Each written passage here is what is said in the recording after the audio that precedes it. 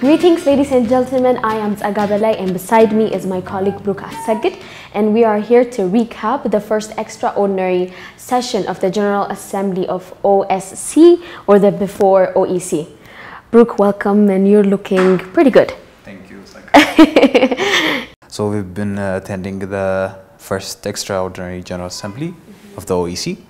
It was being held at Skylight Hotel for the past 4 days. It was a very big event, attended by heads of state, a delegation from around 26 countries, from across the global south, Latin America, Asia, Africa, and the Arab world. So before we go to our conversation, I think it's really important for us to bring up the topic why we covered it as a media, as arts television. Why did we attend this event, you know? So there's multiple reasons. One of it being, as an African Renaissance TV station, we are trying, and in fact, we are becoming the voice for our continent. Yes, so the OSC is an organization working to create a third wave development from the south to the entirety of humanity. So Africa is one of the largest continents, consisting the global south. Yeah. So considering the extent of the population, the amount of youth in Africa, you cannot mention the global south without mentioning Africa. And as African Renaissance Television Services, as the media, especially recently, trying to herald the success stories of Africa, the development of Africa, it was our mandate to cover this event, and actually we have been working with the OEC extensively. I think we're going to be discussing about that. Yes, indeed we will. And the other major reason is because as an Africans, we do not have independent medias that really work for the people, for the nation. And arts media it's doing its work on becoming that, and we're evolving, we're actually getting there. And yeah, there's multiple reasons, but these are a few of it. Yes, and recently we celebrated Africa Day. Yes, and on that Africa Day celebration, Sheikh Mansour bin Musallam, the Secretary General of the OEC, made a very remarkable speech. Yes, unforgettable, in fact, right? Yes, so did his Under-Secretary General, Julius Muchukuzi, made a speech which was testimonial of arts endeavors to the success of African media, to the success of Africa. Yeah. So in relation with that, let's talk the relation we have with OEC. This is not our first time cooperating with them. In fact, we were there since day one, through the process until the first extraordinary session that they just held last week. Let's talk about what kind of relations we have with OEC. So, arts and OEC consider this a journey we're going to be going through together. Yes, definitely. So, creating a third wave of development from the south to humanity. Africa needs to understand that this is the agenda for the continent. The continent, Ethiopia, the Horn of Africa, West Africa, Southern Africa, Northern Africa, needs to understand these dynamics. So we are working together with the OSC to drive the narrative. As a media house, that's our mandate. So we're delivering on our mandate of driving the narrative of the third wave of development. It's also the objective that arts television has, and the objective of OSC being really similar, that is helping us, that is being the reason for our collaboration, and not only the collaborations that we had previously, but also the one to come, because we've mentioned it that OSC works on Global South relations and the cooperation of Global South, those countries that had been dominant by the Global North, and that has been exploited by the Global North. So speaking of that, OSC really focuses on not only just creating South-South cooperation, but the OSC does believe that South-South cooperation will be a foundation for good and mutually beneficial North-South cooperation. And as their motto is, it's from the South to the humanity. So not only does it assist South-South cooperation, but it assists South-North cooperation. It's for the overall benefit of the entire human race. All right, so since we're talking the relation of Arts TV with OSC, let's go back in time to Africa Day to see the highlight speech of His Excellency the Secretary General and the Under Secretary General. And we'll be back, so stay tuned. Africa speaking with one voice. But if you speak with one voice without an amplifier, your voice may be lost in the wilderness. And it is for that reason that I would like to ask everybody who is here to join me in thanking and saluting Arts Television Productions for walking the talk, for stopping to lament and putting into action the required ingredients of amplifying the voice of Africa. The voice of Africa to the world, the voice of Africa in Africa.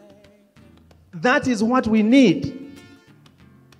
Our forefathers who founded this construction of African unity, or AU, that later has become the African Union.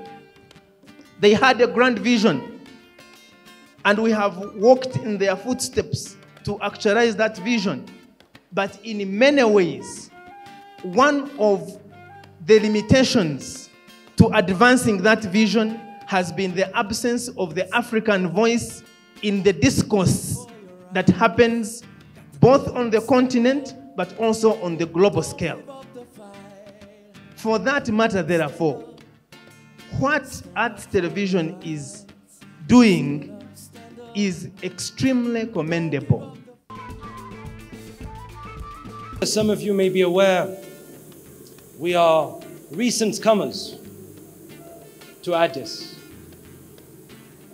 a beautiful city that has generously received us and where we have inaugurated our headquarters.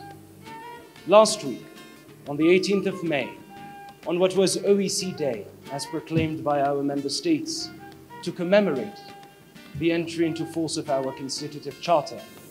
And I consider it to be a beautiful game of fate that is particularly symbolic that OEC Day occurs precisely 1 week before Africa Day.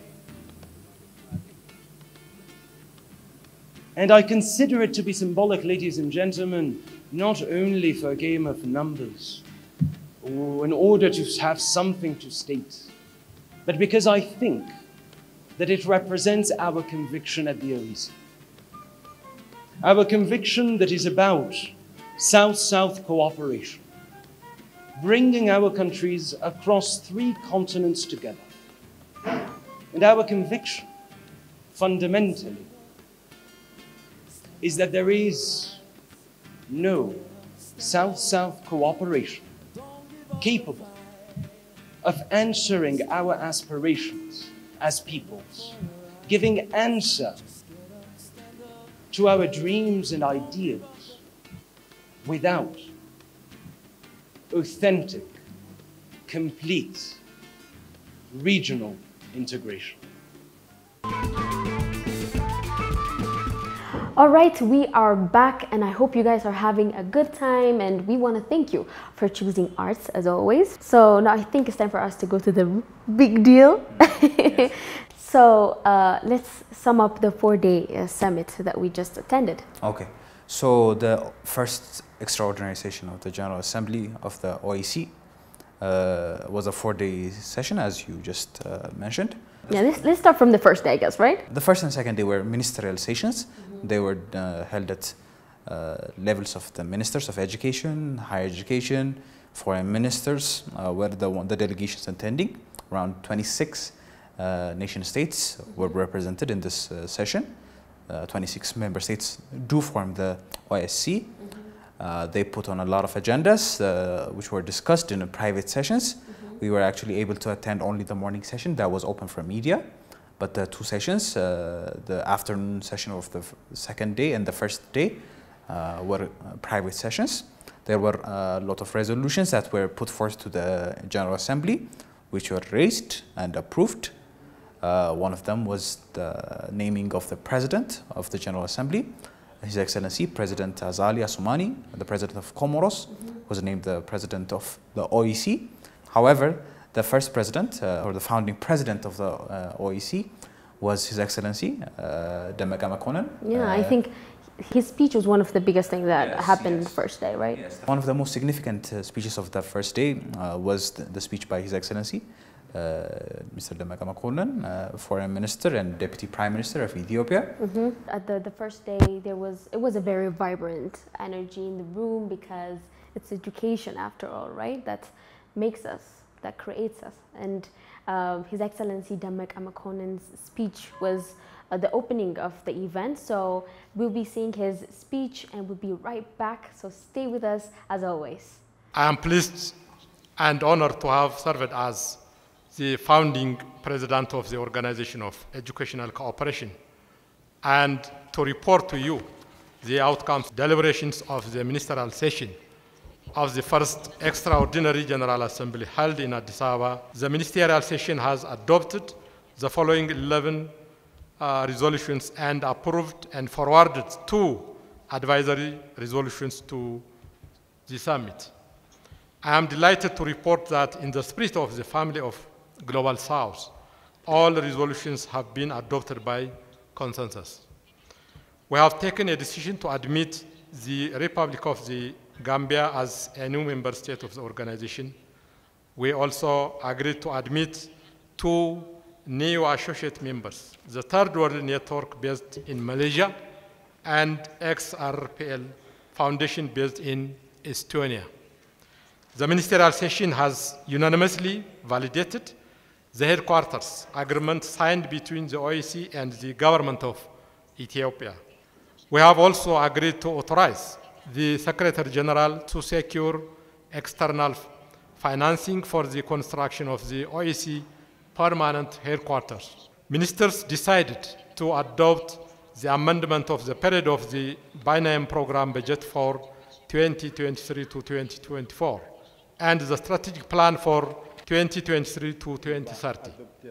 Ministers have agreed to set the date of the next ordinary session of the General Assembly in November 2024 and called for the activation of the Council of Member States. Ministers have invited the founding members to complete their membership process. To further strengthen our organization, the ministers invited the permanent representative at the level of ambassadors to the OSCE to establish the Council of Member States. Ministers have also invited countries of the Global South to join the OSCE as members. This would promote our collective interest as developing countries. Regarding the alignment of the organization's name to its mandate, we have agreed to rename its organization of Southern Cooperation. This would enable the organization and the Secretary General to implement programs and strategic plans by engaging a broader group of national and international stakeholders and partners, while maintaining its mandate to promote balanced and inclusive education. Ministers have extensively deliberated on the draft bylaws of the Common Leveraging Union of Borrowers. We appreciated the Secretary General for his innovative initiative, which could contribute to addressing the debt crisis that developing countries are facing. We recommended the convening of Ministers of Finance, Economy of Member States to review and consider the bylaws. The 2 items are before the summit for approval. The ministerial session has unanimously agreed to elect His Excellency President Azali as the President of the Assembly. Wish him a very success.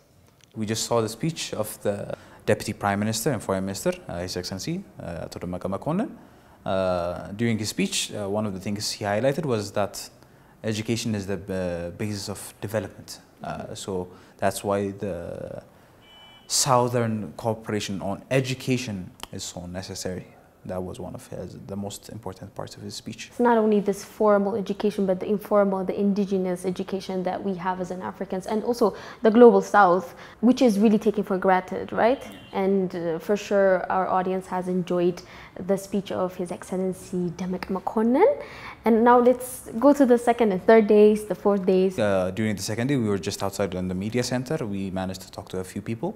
One of the few delegations that we managed to talk to was the delegation from the Gambia, which was now introduced as a new member state to the OSC. In fact, it happened in the second day of the meeting, Gambia being accepted as an official member of the OEC. So moving on to the third day was Heads of State General Assembly.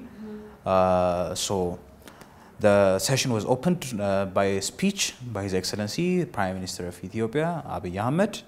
The Prime Minister made a very interesting speech, a remarkable speech on the importance of education and how Ethiopia is focusing on indigenous education, especially education for the people in the rural areas of Ethiopia, and how the country is focusing on technical training, vocational training, even for people who are not in the youth, but even middle-aged people, and the importance of education for the overall development of Ethiopia. Also, one of the major things brought up at this summit was that education is boundless, of age, sex, and anything, in fact.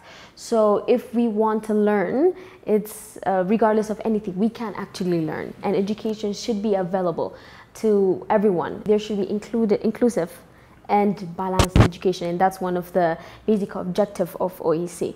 All right, so if we say this much, I think let's leave the rest for our audience to see from the speech of His Excellency, the Prime Minister, Dr. Abiy Ahmed. We'll be back again. Stay with us. Your Excellency, Azali, Assoumani, President of the Union of Comoros and Chairperson of the African Union. Your Excellency, Mr. Mansour bin Musalem, Secretary General of OEC.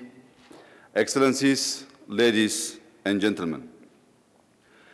It is a great pleasure to welcome you all to Addis Ababa in the first extraordinary summit of the OEC. I am grateful that the OEC has chosen Ethiopia to host his headquarters and this historical gathering. From the inception, Ethiopia has been supportive of the vision and will continue to support the Secretariat by creating conditions to enable it to fulfill its mandate. Excellencies, the unique challenges faced by developing countries demand pathways that celebrate diversity, recognize indigenous knowledge, harness the strengths and wisdom of local communities, and create space for innovation and transformation. Education and research, as well as science and information communication technology, are also paramount to constructing this new development path. By investing in education, we equip our youth with the knowledge and the skills needed to navigate an ever-changing world. In Ethiopia's efforts towards cultivating inclusivity in education provision, we are undertaking activities to ensure that the gender gap is closed and that students with special needs are considered. Additionally, expanding facilities and educational services for pastoral and semi-pastoral areas, providing access to non-formal education and training programs for adults, as well as ensuring tertiary education is conducive for persons with disabilities, are some of our key deliverables. We should support quality education and vocational training, promote critical thinking, creativity, and innovation. Simultaneously, we must encourage research collaboration, enabling the Global South to tackle its unique challenges and contribute to global knowledge and progress. Let me also highlight that we are registering remarkable progress by harnessing ICT for sustainable development, creating jobs, reforming public and private services, and connecting millions to modern and easy financial services. South-South cooperation holds immense potential for accelerating the promotion of these alternative paths. By fostering collaboration, sharing best practices, and promoting trade and investment among countries of Global South, we can tap into shared experiences and leverage each other's strengths. Excellencies, the OSCE aims to contribute to the creation of an equitable, just, and prosperous world. The Ethiopian government believes the organization will contribute to the rekindling of global solidarity and renew genuine global South-South partnerships. Both as a member and as a host, we're committed to playing a more meaningful and active role to realize the mandates of our newly created organization. I thank you. That was such an intense speech, I guess, right? So what should we expect from this? Okay, so first of all, during the end of the summit, one of the agendas that were, one of the resolutions that were passed was the renaming of the OEC into the OSC, because it creates an overall southern cooperation. So education being at the root of it all, there is going to be an overall global South cooperation. So the Organization of Educational Cooperation has been renamed as the Organization for Southern Cooperation.